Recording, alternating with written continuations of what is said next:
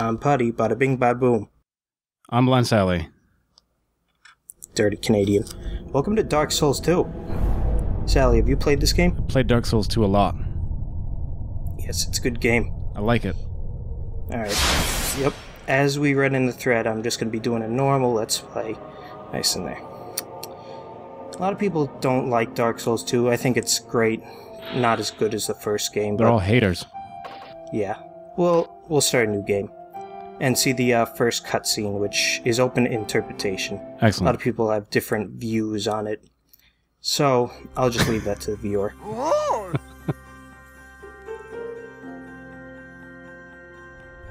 There's a lot of hidden things in the Dark Souls series, so just keep your eye out. So as you may have guessed, the Old Iron King here is going to be the main antagonist of Dark Souls 2. Correct. Yep. Did you know weapons increase a bird's attack power? Yeah, and if you give them weapons, they give you shiny stuff, I think? I remember that being a Dark Souls Exactly. thing. Alright, God, welcome to the first chapter of Dark Souls 2. The game's not usually cutscene heavy, but for the start it is.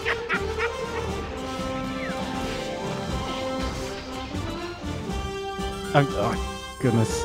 I found Dark Souls 2 to be way more cutscene heavy than the previous games. I preferred the minimalistic approach that Demon Souls had. Too much storyline in this one. Yeah, I haven't played Demon Souls. I'm sure it's pretty good. On PlayStation. I played it before it was cool, back when it was hip. From Software kind of sold out with their follow-ups, but yeah. So at the start of the game, pigs stole our eggs. I don't know how that makes me feel. Are you a vegan? No. It makes me feel upset. Did you know you could tap and hold on any character to get some info on their abilities?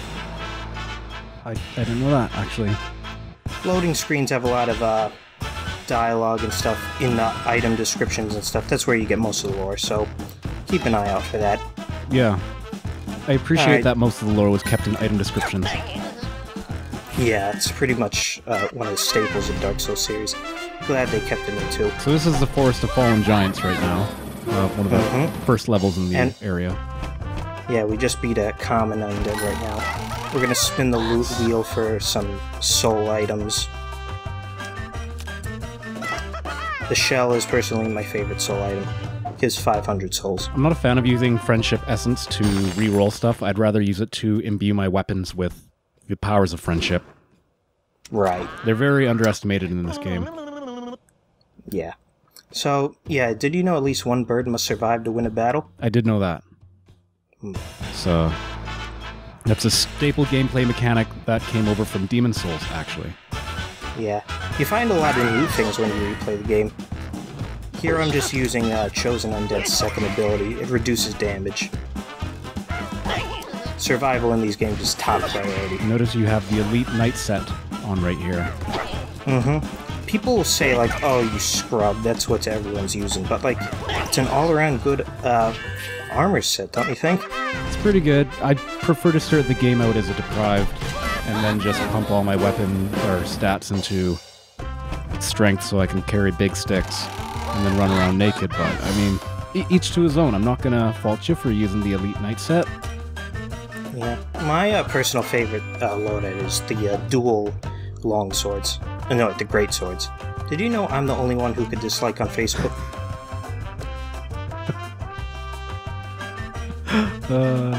And I only dislike your posts.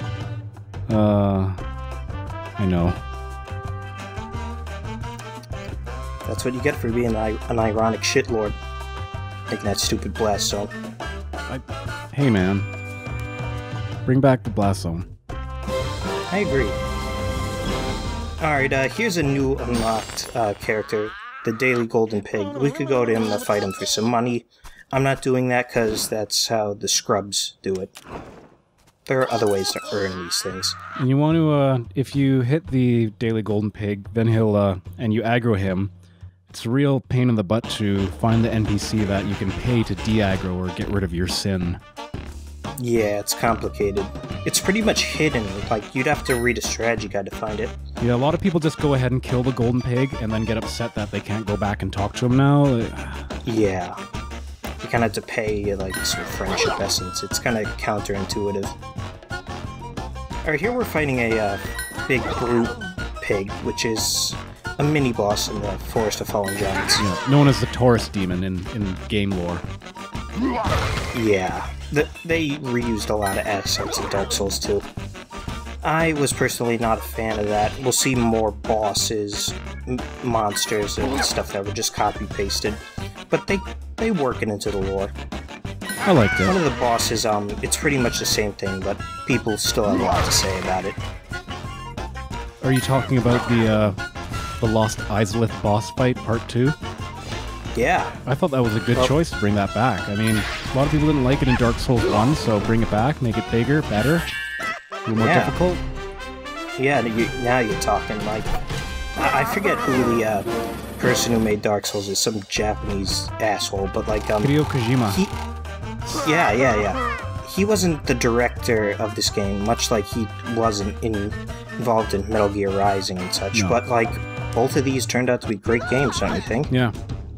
I mean, Square Enix, they needed to get something right some of the time. Alright, if some of you are having problems interpreting the story, our friend has been taken by the fire lizards that you find down below the undead. Yeah, this doesn't really become clear until you get a few more items.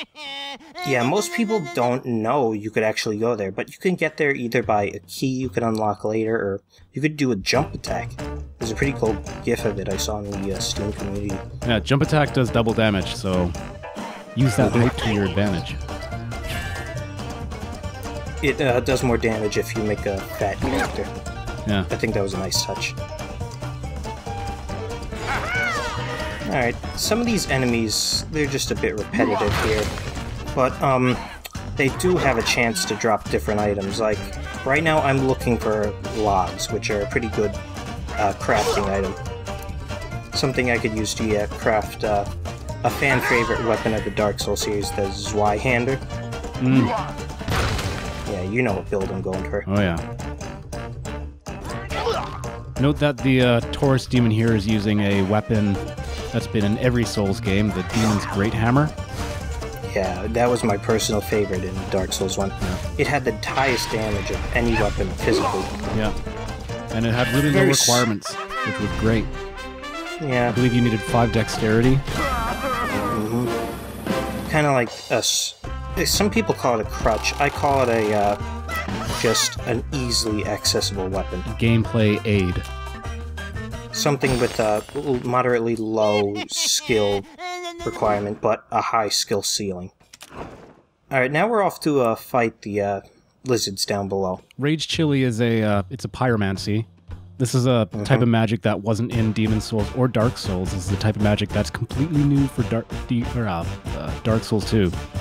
It's pretty cool. You don't need any stats to use it. Unlike Dark Souls 1, if you didn't pick a pyromancy, you still get the pyromancy immediately. I think that was an improvement. Yeah. Here we see the enemies using the tickle swords. It's a special item introduced in this game. Some people say it's for casual players, like their first go-to weapon, like, I forget what it was, another weapon in Dark Souls 1.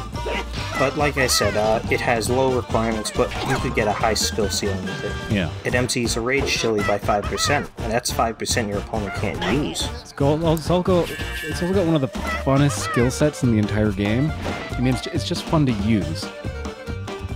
Yeah, it's got a pretty good moveset too. If you bash it up against a rock a few times, the feather falls off and you get a pointy stick, which just does more damage. You see locked up in the cage is our buddy Lautrec. He is a wandering knight who actually appears in every Dark Souls game. He is to Final Fantasy Sid, right? Yeah, they kind of nodded off like how he dies in every game, but like Ganondorf, he always comes back because he is a staple. He's needed around. I appreciate that, and it goes with Dark Souls lore of everything happening over again, which is why they reuse pretty much every asset in this game. Right. Did you know wave battles contain multiple battles directly at one after another? It's news to me, actually. I never made it this far. It's been pretty hard. Alright, so we got our first new party member, Lautrec. He sucks and is terrible. Yeah. Alright, that's it for this video.